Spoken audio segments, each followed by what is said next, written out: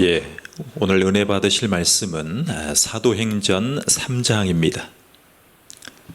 사도행전 3장 11절로 16절까지 함께 봉독하겠습니다. 나은 사람이 베드로와 요한을 붙잡으니 모든 백성이 크게 놀라며 달려나아가 솔로몬의 행각이라 칭하는 행각에 모이거늘 베드로가 이것을 보고 백성에게 말하되 이스라엘 사람들아 이 일을 왜 기이 여기느냐 우리 개인의 권능과 경건으로 이 사람을 걷게 한 것처럼 왜 우리를 주목하느냐 아브라함과 이삭과 야곱의 하나님 곧 우리 조상의 하나님이 그 종 예수를 영화롭게 하셨느니라. 너희가 저를 넘겨주고 빌라도가 놓아주기로 결안한 것을 너희가 그 앞에서 부인하였으니 너희가 거룩하고 의로운 자를 부인하고 도리어 살인한 사람을 놓아주기를 구하여 생명의 주를 죽였도다. 그러나 하나님이 죽은 자 가운데서 살리셨으니 우리가 이 일의 증인이로라. 그 이름을 믿음으로 그 이름이 너희 보고 아는 이 사람을 성하게 하였나니 예수로 말미암아 난 믿음이 너희 모든 사람 앞에서 이같이 완전히 낫게 하였느니라. 아멘. 유명한 부흥사 목사님이 집회를 초청받아 가셨습니다. 사랑의 사람이 되십시오. 아멘 그랬습니다. 아멘으로 화답했습니다. 두 번째 권면으로 예수님이 부활했으니 믿으십니까? 아멘 한 분보다 글쎄요 잘 모르겠습니다 라는 분들이 더 많은 것처럼 분위기가 보였습니다. 여러분 성도님들이 교회를 다니시면서 예수님의 부활을 확신하지 못하는 이유가 무엇일까? 이게 중요한 문제입니다. 교회는 예수님의 죽으심과 부활하심으로 모든 말씀과 모든 교회 생활이 결정지어집니다. 혹시 이성적으로 이해가 안 돼서일까요? 부활했다는 증거를 못 찾았거나 나와는 상관이 별로 없기 때문에 실질적으로는 그런 생각일까요? 여러분 부활은 현실에서 일어날 수 없다고 믿는 분들이 더 많습니다. 지지난주에 우리 부활주일이었고 부활 후 두 번째 주일로 우리가 부활에 관한 말씀을 오늘 나누려고 합니다. 부활이라는 말을 많이 쓰지 않고 교회 생활을 했던 분들은 회의적으로 봅니다. 그런데 부활은 기적입니다. 기적, 미라클이죠. 미라클. 자, 그래서 인간의 관념으로는 불가능해 보입니다. 불가능한 겁니다. 이집트에 가보고 저도 기회가 돼서 세계 3대 박물관에 다 가봤습니다. 거기에 꼭 있는 게 뭐냐면 이집트인들의 미이라 전시입니다. 모조품이 아닙니다. 실제 그들이 이집트 땅에 있었던 것을 세계 10왕들이 영국이, 프랑스가, 로마가 그들을 직간접적으로 지배하고 약탈해서 다 가져온 것들입니다.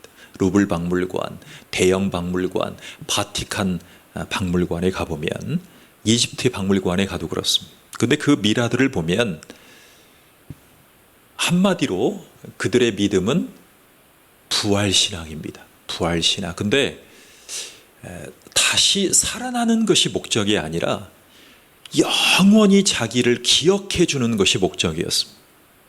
여하튼 부활과 관련이 있습니다. 부활과 관련이 있어요. 자, 그런데 기적을 주님 편에서 바라보는 시선이 오늘 필요합니다. 우리의 이성의 생각 속에서 바라보면 부활은 현실에서 이루어질 수 없는 것입니다. 여러분, 영혼들을 위해 예수님은 병든 자들을 만나면 손으로 만지고 말씀으로 명령해서 치유를 하신 적이 있습니다. 우리에게도 그런 축복이 있기를 바랍니다. 자, 그런데 자연의 명령도 하셨고 폭풍우도 잠잠케 하셨고 한 끼 도시락으로 만여 명의 영혼들을 먹이기도 하셨습니다. 그러한 기적이 있었던 땅에 가면 내 삶에도 이런 기적이 있기를 자연스럽게 소원하게 됩니다. 오늘 말씀을 들으시면서 기적이 내 삶에 가득한 인생이 되게 해달라고 소원해 보시기를 바랍니다. 자, 이것을 주님의 관점에서 성경을 보는 것을 구속사적 관점이라고 얘기를 합니다. 구속사적. 그러니까 우리의 삶을 끄집어내주기 위해서 병마에서 죄인에서 우리를 구원해주고 우리 가운데 기적을 행하시는 그 주님의 역사적인 믿음을 구속사적인 내 삶을 구원해달라고, 그래서 구속사적인 믿음이라고 했습니다. 여러분, 부활의 회의적인 분들이 계속 주장했던 여러 가지 얘기들을 오늘 먼저 해보려고 합니다. 자, 먼저 십자가에서 기절하셨다라고 주장하는 분들이 생겨나기 시작했습니다. 기절입니다. 기절. 예수님의 숨이 가팠지만 붙어 있었다는 겁니다. 우리도 그런 생활을 할 때가 있잖아요. 너무나 힘들어서 하루 종일 정말 신음소리 내면서 누워본 적이 있을 수 있어요. 제가 재밌는 기억이 있는데요. 제가 어렸을 때 크리스마스 이브 행사를 올라이트로 합니다. 새벽송 돌고 새벽까지 하다가 새벽에 집에 갑니다. 그렇게 살았습니다. 한 20년 가까이. 태어나면서부터. 그런데 새벽송을 돌고 집에 딱 가서 쉬고 이제 11시 예배를 드리러 가야 됩니다. 그런데 일어나 보니까 10시 반인 거예요. 잘 자고 일어났다 하고 이제 예배를 드리려고 준비하러 가는데 문득 달력을 보니까 26일이었습니다. 26일 10시 반이었어요. 제가 하루 이상을 잔 거예요. 제가 일생에 딱 한 번 경험해요. 여러분, 우리가 살다 보면 스트레스와 여러 가지 힘든 가운데 정말 시체놀이 할 정도로 자는 경우가 있어요. 자, 예수님이 무덤에 3일간 기절하셔서 다시 깨어났다라고 주장하는 분들이 생겨나기 시작했어요. 그런데 숨이 끊어진 것을 확인하려고 옆구리를 창으로 찔렀던 로마 병사가 있었습니다. 그 말씀을 기억하시기 바랍니다. 자, 심장에 구멍이 납니다. 그리고 모든 피가 흘렀을 때 성경의 로마 군인들은 이미 죽은 것을 확인합니다. 그리고 선언합니다. 자, 유명한 역사학자인 제임스 테이버라는 분이 계십니다. 이분이 로마 정부의 십자가형에 처형당한 사례들을 보면서 원칙에 따라 생사 여부를 반드시 확인하는 그 로마 병사의 생리를 증언한 적이 있습니다. 여러분, 왜 그 이유가 뭐냐면 세계를 식민지화하려는 그들의 철저한 지배 검증 방식을 옹호한 학자가 있다는 것입니다. 자, 지금 푸틴 대통령이 뭐를 하고 있죠? 서방 세계의 확장을 막기 위해서 전쟁하는 거예요. 우크라이나 한 나라를 지배하려는 것이 아니라 미국 쪽에 자꾸 서방 세계의 지배 세력들이 그들을 자꾸 잠식하니까 중국과 러시아가 영토 확장을 하는 새로운 출발을 하는 중에 있어요. 이게 영적인 문제예요. 우크라이나 한 나라에 해당되는 문제가 아니에요.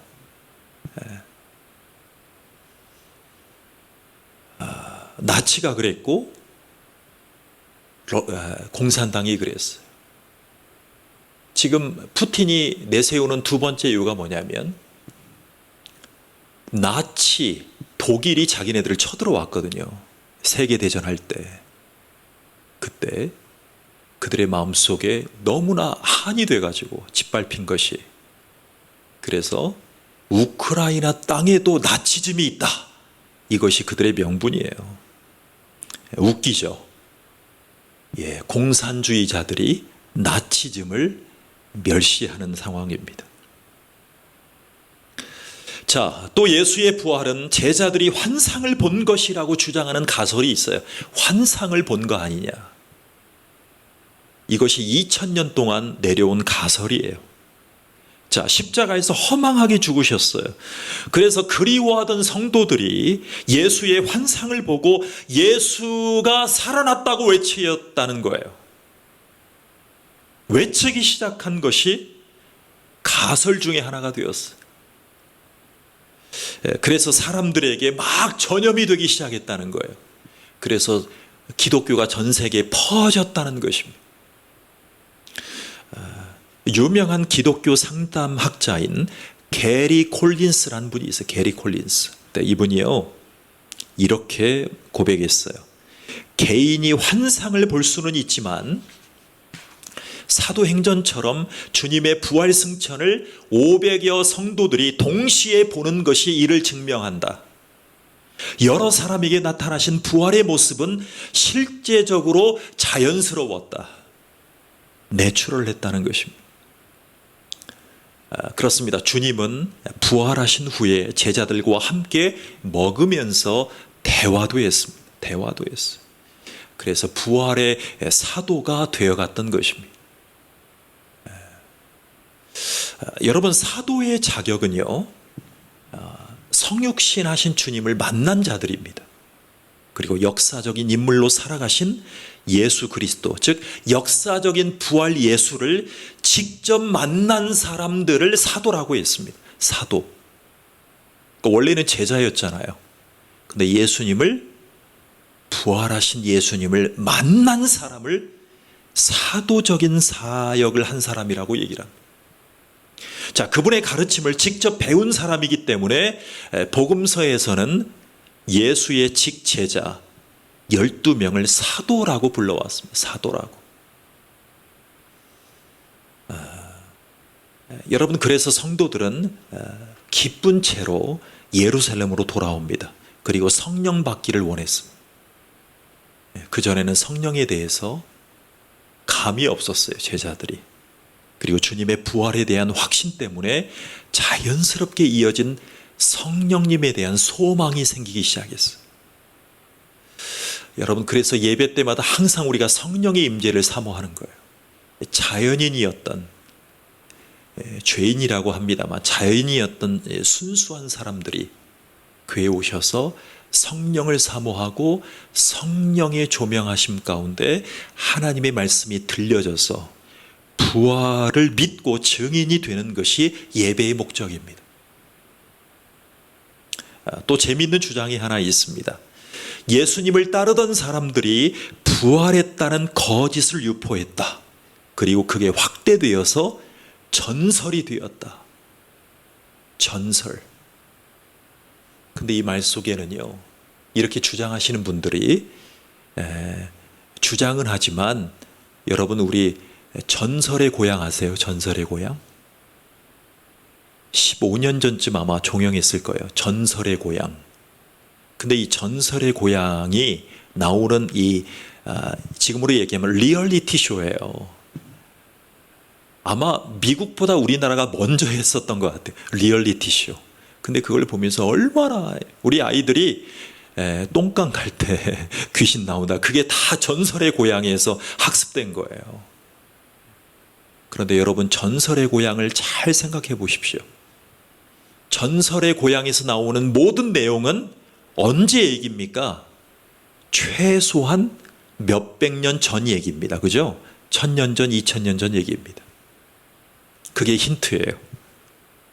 자, 예수님이 부활했다고 말하고 다니는 제자들이 하도 얘기하고 전염시키다 보니까 전설이 되었다라고 얘기한 분들이 많았어요. 자, 그러면 로마 제국에 그 연구했던 그리스 역사학자인 화이트는 이렇게 정리해 줬어요. 자, 예수 부활에 대한 소식이 전설로 발전하기엔 너무 빨리 퍼졌다. 너무 빨리 퍼졌다. 예수님의 부활로 며칠 만에 예루살렘이 발칵 뒤집혔습니다.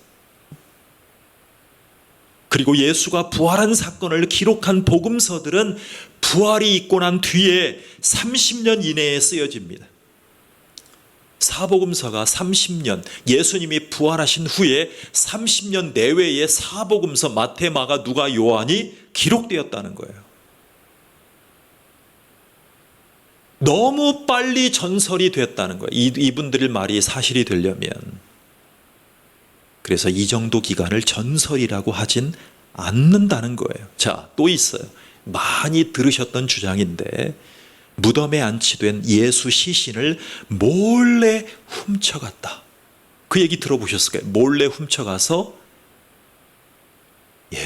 다시 원상복구했다는 그런 주장을 하시는 분들이 가설을 퍼뜨리기 시작합니다. 자, 그러니까 빌라도는 숨진 예수의 시신을 무덤에 넣어서 안치하고 문을 지키라고 명한 적은 분명히 있어요. 왜냐하면 그의 책임이니까. 그런데 대제사장의 병사들과 로마군의 병정들이 당시 14명 정도가 지켰다라고 합니다. 그런데 과연 시신을 빼내갈 수 있었을까요?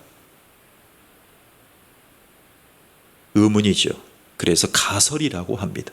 자, 예수님이 부활하신 주일 새벽을 보면 부활해서 시신이 사라지니까 군인들이 무서워서 책임 소재 때문에 주랭랑을 쳤다라고 얘기를 하고 있어요. 자, 한편 예수님이 부활하신 후에 흩어진 제자들은 다시 모이기 시작합니다. 다락방에 모여 있었습니다. 제자들이 다시 모인다는 것은요, 모의할 교사를 하는 그런 모임으로 오해받기 십상입니다. 하마터면 당시 유대교는 정치와 사법권을 다 가지고 있었기 때문에 유대교의 뿌락치 검찰에 발견되기만 하면, 거기에 노출되기만 하면 잡혀갑니다. 당시에 유대교 이 집행관들은, 유대교의 대제사장의 우리 군사들, 집행관들은 검찰의 기능을 가지고 있었습니다. 그러니까 잡히면 바로 잡아갑니다. 여러분, 당시는 로마 빌라도 총독 수하들과 유대교 대제사장은 내통해서 정치하던 시대입니다. 지금 유대교도 비슷합니다. 이스라엘 땅에 가면 예수님처럼 잡혀서 신문받게 됩니다. 그리고 죽음에 처해질 수 있습니다. 그래서 다시 모인다는 것은 있을 수가 없는 일입니다. 왜? 두려워서 떠났기 때문에. 예수님이 잡혔을 때 두려워서 흩어졌던 제자들이 다시 모인 상황이에요. 여러분, 성지순례에 가면 제자들이 모여서 예수님의 다시 오심을, 예수님의 부활을 기다렸던 그 다락방이 소개가 됩니다. 그러면 이 말씀이 떠오를 것입니다. 그런데 이들이 다시 모일 수 있었던 것은 예수님의 부활 때문이었어요. 자, 너무나 급격하게 실망했어요. 그리고 절망했어요. 우울감에 그들이 주군으로 모셨던 예수님 때문에 두렵습니다. 그런데 부활하신 예수님 때문에 기쁘게 되고 감사한 소망이 찾아왔어요. 더 큰 변화가 그들에게 찾아옵니다. 이제는 죽음을 두려워하지 않는 공동체를 만들기 시작합니다. 죽음을 두려워하지 않는 거예요. 매일 모여서 기도했어요. 떡을 뗐어요. 예배했어요.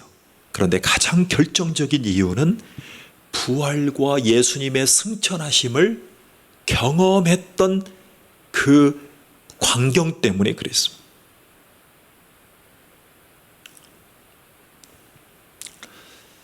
한 예화를 드리고 싶어요. 여러분, 요즘에 이념 때문에 지금 국회에서도 막 싸우고 있잖아요. 여러분들은 이 사실을 어떻게 보십니까? 이 말씀을 드리고 싶어요. 이념 때문에 서적을 뒤지던 대학생들이 있었습니다. 그리고 일부는 주사파라고 하기도 하고 일부는 운동권이라고 얘기를 하기도 했어요. 저는 이 두 개를 분명히 구분해야 된다고 생각해요. 자, 여하튼 이 대학생들은 최루탄이나 물 고문도 마다하지 않았습니다. 저는요, 연세대학교를 지나갈 때마다 1987년도에 이한열 학생이 시위했던 장면을 한번 떠올려 봅니다. 그 정문, 연세대학교 정문에 그 교문을 쳐다봅니다. 광주 민주화운동 이후에 서울대학교 박종철 학생을 물고문했던 사건 이후에 연세대학교에서도 최루탄이 이한열 그 군의 대학생에게 머리에 직격하는 참사가 발생합니다. 그리고 직접 민주화의 열망이 한반도를 휩쓸게 됩니다. 그리고 이 사건으로 촉발된 선거법이 개정을 거듭하면서 지금 우리 손으로 직접 투표해서 대통령을 뽑는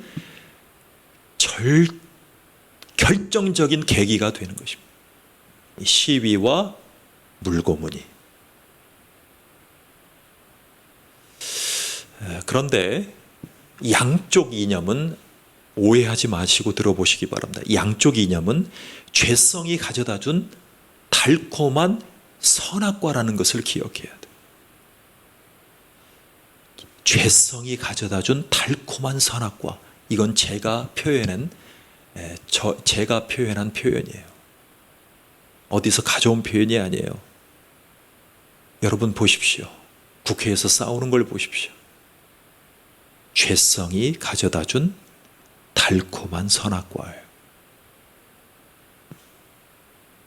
법안을 밀어붙이는 진보나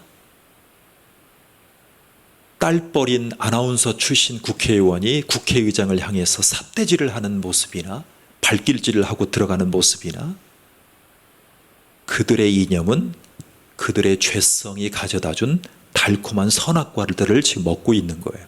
본인들 위해서. 그렇다면 무엇을 보고 목격하느냐에 따라서 인생이 바뀝니다.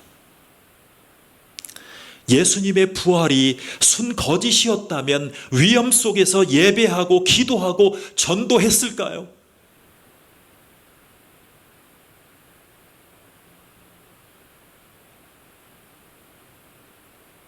여러분, 예수님은 부활 후에 40일간 지상에서 자신의 모습을 보여주셨어요. 부활 후에. 자, 우리가 부활 후 지금 두 번째 주잖아요. 지금 예수님의 본격적인 활동이 어떤 의미에서 보면 예수님이 기적을 행하시고 오병이 행하시고 안진뱅이 고쳐주시고 성전 미문에 앉은 안진뱅이를 고쳐주셨던 38년 된 병자들을 고쳐주셨던 그 역사보다 어떤 면에선 지금 40일간 지상에서 예수님의 모습을 보여주시고 말씀을 전하시고 유언처럼 전달하시는 그 명령이 더 중요하게 다가와야 돼요. 지금 그 시기예요. 지금 14일째. 하늘로 오르실 때는 500여 성도가 지켜보는 증인으로 불렀습니다. 그래서 초대교회 성도들은 주님처럼 죽지 않고 부활해서 승천할 것을 믿었어요. 그래서 초대교회 공동체를 가졌어요. 그걸 믿었어요. 더 놀라운 데이터를 우리가 보면 예수님 부활 후에 신앙의 길에서 이탈한 초대교회 성도들이 전혀 없다는 사실이에요. 초대교회 공동체에 들어와서 그 핍박 가운데 한 사람도 이탈하지 않았어요.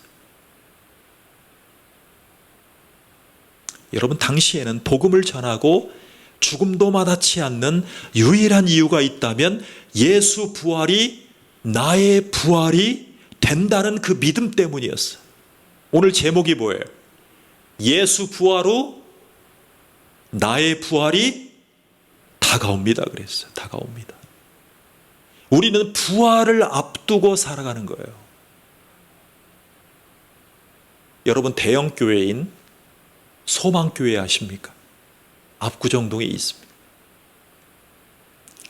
우리나라의 대표적인 설교자 곽선희 목사님이 목회하시던 교회고 아주 훌륭한 교회죠. 근데 그 교회에 기도원이 있어요. 소망기도원. 소망기도원에 가보면 크죠. 세미나도 하고. 그런데요, 놀라운 사실이 있어요. 그 건물, 기도원 건물 오른쪽에 목사님이 교회에서 장례 예배를 드리고 온 성도님들을 맞이해서 마지막으로 그 앞에서 집례하는 장례 예배 그 장면이 있어요. 근데 거기에는요, 이렇게 간단하게 해놨는데요, 가만히 보니까 밑에 하얀 유골들이 이렇게 있는 거예요. 가만히 보니까 처음에는 뭔가 했어요. 화장을 해서 가져오신 부모님의 가족분들의 그 유해를 거기서 마지막으로 이별하고 거기다 뿌려요. 뿌리거나 아니면 그 위에다 수목장으로 뿌리거나 아니면 어떤 분들은 매장을 하기도 해요. 그런데 제가 4일 동안 있으면서 여러분의 소망교회 기도원 그 성도들이 오셔서 그 부모님의 유해를 그 바로 그곳에다 뿌리기도 하고 하는 모습을 봤어요. 여러분, 화장이 되어도 예수님처럼 우리가 부활할 것이라는 것을 믿는 믿음 가운데 그렇게 하는 것입니다. 성경학자인 모리스는요, 겁쟁이에 불과하던 제자들이 왜 갑자기 모욕을 당하고 고문을 당하고 죽음까지 이기는 의지를 보일 수 있었던 원동력이 있었느냐? 한 사람도 빠짐없이 그들은 복음을 전하면서 죽음을 당했습니다. 순교를 당했어요. 잘 아시다시피 베드로는요, 주님처럼 똑같이 십자가에 달리는 것이 나는 그럴 자격이 없다. 그래서 거꾸로 달렸다는 역사 기록이 있잖아요. 거꾸로 달렸다.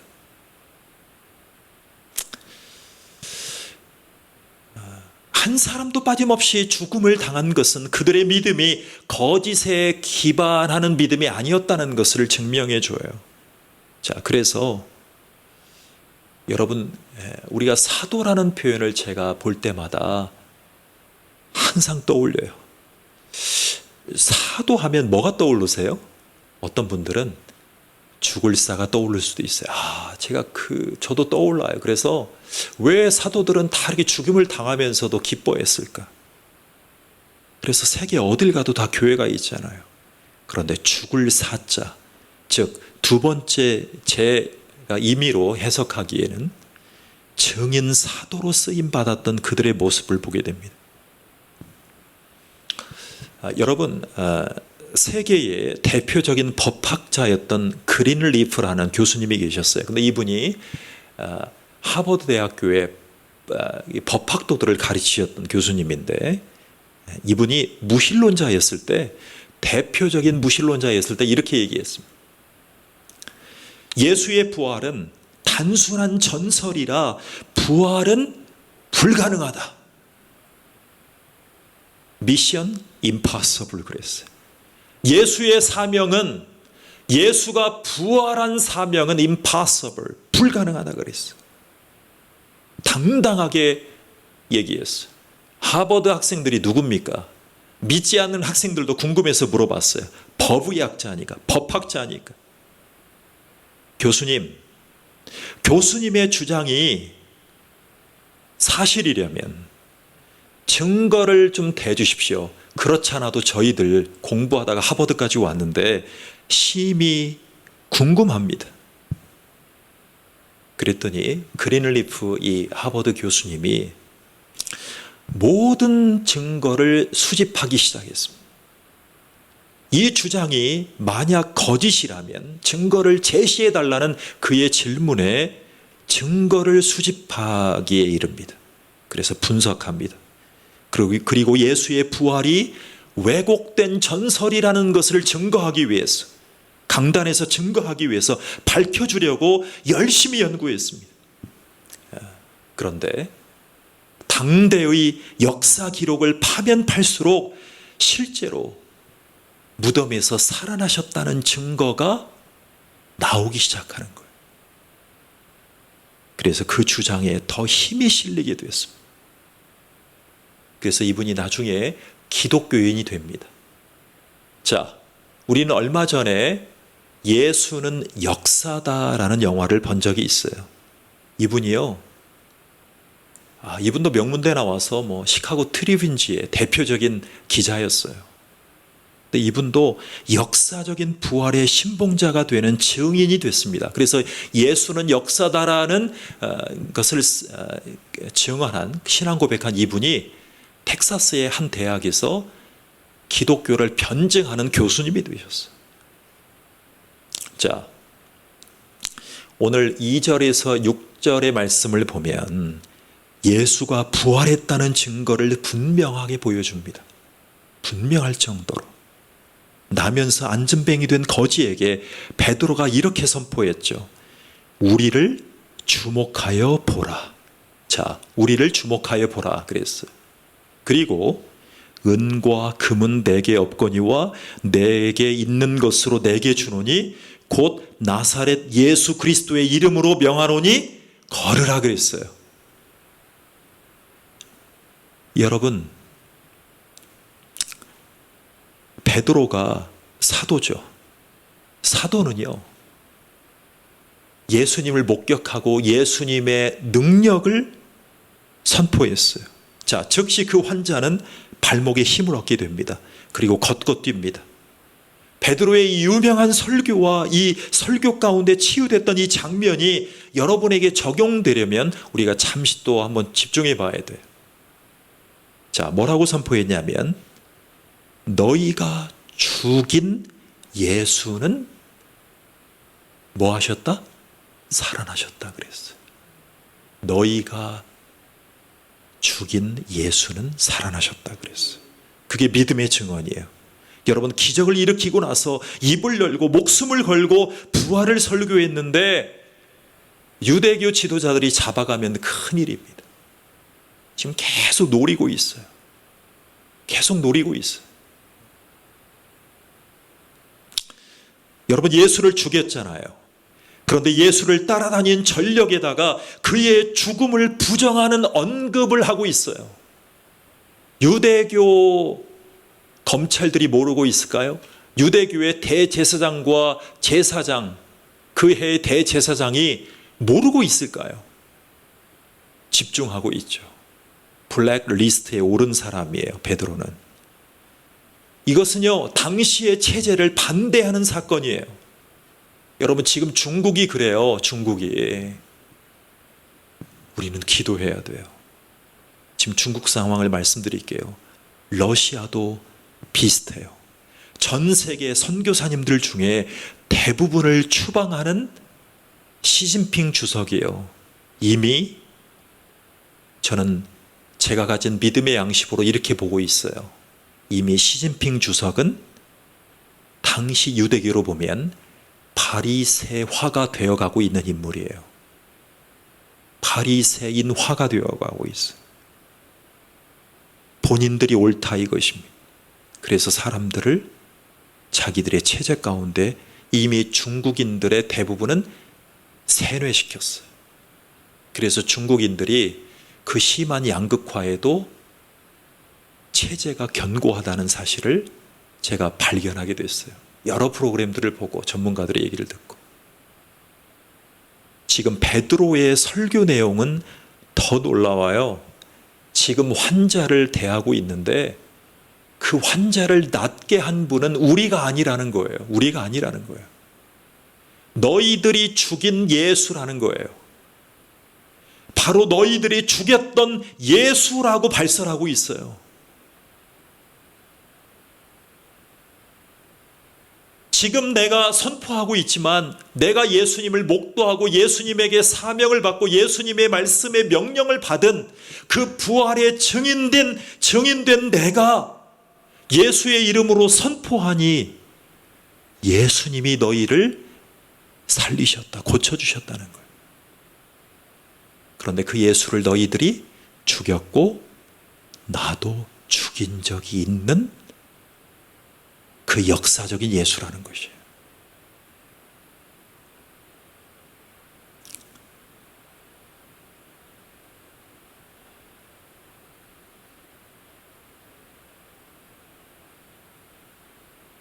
그리고 회개를 요청합니다. 그래서 사람들이 이렇게 반응해요.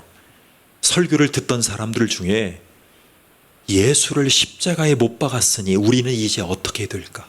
여러분, 그 광경 가운데 있었던 회중들, 그 군중들 가운데 이 기적을 보고도 믿어야겠는데 이 기적만 가지고 따라가기가 어려워요. 그래서 군중들 속의 마음속에 그 당시에 반유대교 체제 인사였던 예수를 따라가다가는, 베드로를 따라가다가는 어떻게 되겠습니까? 본인들도 잡혀가기 십상일 것 같아요. 베드로가 이 예수님을 부인했던 그 장면도 아는 사람들은 더한 고민을 가졌을 거예요. 베드로가 행한 것처럼 보이지만 예수님이 행했다는 이 기적을 따라가고 싶어요. 본인의 이 병마들을 고치고 싶기 때문에. 그런데 따라갔다가는 잡혀갈 것 같아요. 그래서 걱정하는 무리도 생겨요.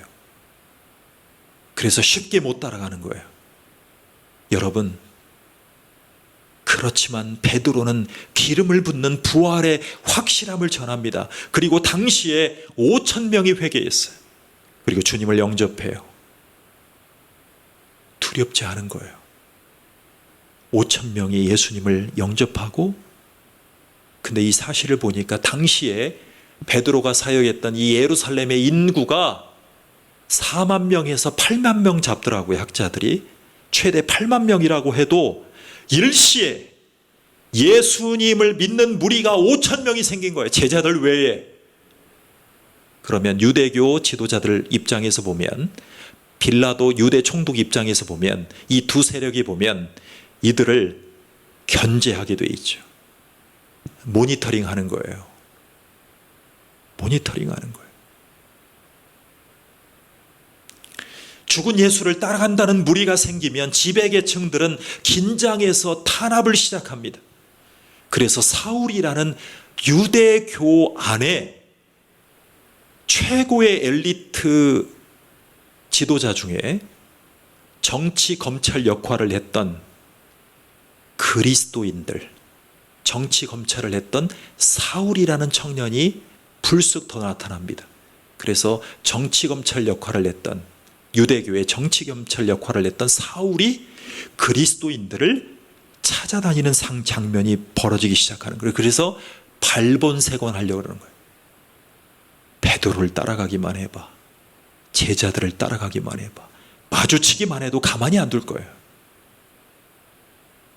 여러분, 이런 상황인데도 부활을 목격한 사람들은 부활을 들음으로 믿음에 이른 사람들이 마음을 열기 시작합니다. 그래서 히브리서 말씀에 이렇게 나오죠. 믿음은 들음에서 나며 들음은 그리스도의 말씀으로 말미암았느니라. 여러분, 그리스도의 말씀을 듣고 그리스도의 기적을 사모하고 그리스도의 명령을 내 삶에 적용하는 사람만이 부활을 경험하고 기적을 경험하는 줄을 믿으시기 바랍니다. 그리고 두 번째로 강조하는 게 또 있어요. 이 환자를 낫게 하신 분은 예수라고 강조해요. 자, 3장 12절에 베드로를 한번 보겠습니다. 3장 12절입니다. 시작. 이스라엘 사람들아, 이 일을 왜 놀랍게 여기느냐? 우리 개인의 권능과 경건으로 이 사람을 걷게 한 것처럼 왜 우리를 주목하느냐? 이 사람을 성하게 한 것은 예수 그리스도라. 주님은 부활하셨을 뿐만 아니라 지금 살아계셔서 그분이 이 환자를 낫게 하였느니라. 제가 좀 풀어서 말씀을 드렸어요. 왜 우리가 걷게 한 것처럼 우리를 주목하느냐? 이 사람을 성하게 한 것은 누구라? 예수 그리스도라. 주님은 부활하셨을 뿐만 아니라 지금 살아계셔서 그분이 이 환자를 낫게 하셨느니라.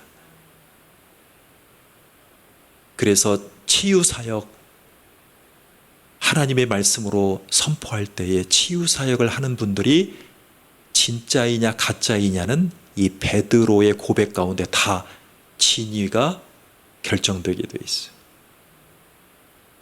베드로는 한 걸음 더 나아가서 이렇게 초청해요. 자, 4장 10절을 같이 읽어보겠습니다. 4장 10절입니다. 시작. 너희와 모든 이스라엘 백성들은 알라. 너희가 십자가에 못 박고 하나님이 죽은 자 가운데서 살리신 나사렛 예수 그리스도의 이름으로 이 사람이 건강하게 되어 너희 앞에 섰느니라 그랬어요. 자, 베드로는 부활을 인정합니다. 그리고 지금도 살아계셨고 환자의 병을 고칠 수 있고 믿는 자에게 구원을 베푼다라고 말씀해요. 그래서 주님의 이름으로 기도하는 것입니다. 부활신앙으로 충만하시기를 주님의 이름으로 축복합니다. 여러분, 예수님의 부활이 사실이라면 우리는 어떻게 될까요? 자, 예수님이 우리 가운데 이렇게 약속해 주셨어요. 내가 나 있는 곳에 너희를 데려가리라. 주님 계신 그곳으로 우리를 데려가신다는 거예요. 그래서 우리는 구멍난 예수님의 손마디처럼 우리의 육신도 부활할 것입니다. 예수님을 의지하고 예수님의 말씀으로 선포하십시오. 그리고 내 연약한 곳에, 연약한 가운데 있는 영혼들에게, 성도님들에게 함께 손을 얹고 기도해 주시기 바랍니다. 그래서 예수님의 부활은 나의 부활로 다가오는 것입니다. 자, 제목, 예수 부활 후 나의 부활이 다가옵니다. 기도하겠습니다. 하나님 감사합니다. 우리를 사랑해 주셔서 예수님이 부활하신 그 기쁨에 안도할 수 없었던 제자들의 인간적인 두려움을 다 위로하시고, 그리고 성령이 함께 하심으로, 성령이 임재하심으로 그들의 삶이 예수의 증인으로, 예수 말씀에, 예수님의 구원에, 예수님의 선포의 능력의 말씀을 인정하고 예수님에게 공을 돌렸던 그 사도들의 심정으로 살아가게 도와주시옵소서. 예수님의 이름으로 기도하옵나이다. 아멘.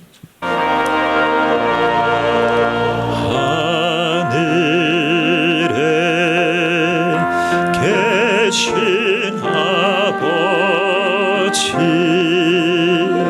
이름 거룩하사 주님 나라 임하시고 뜻이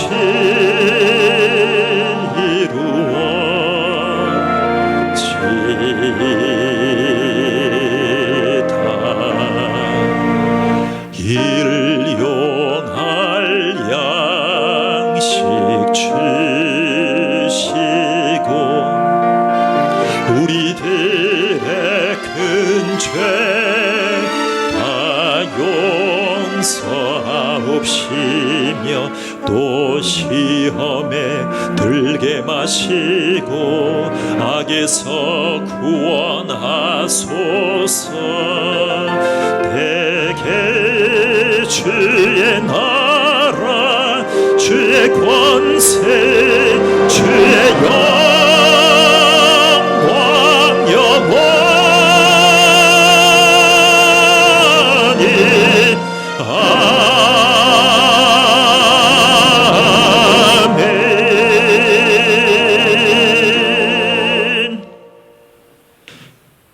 이제는 우리를 구원하러 비아 되시고 승기 되신 우리의 구원자이신 예수 그리스도의 은혜와 우리를 사랑하셔서 독생자를 죽이시고 우리를 양자 삼아 주시고 우리에게 부활의 소망을 허락해 주신 하나님 아버지의 사랑하심과 잡혀갈까 전전긍긍하던 조급한 인생에서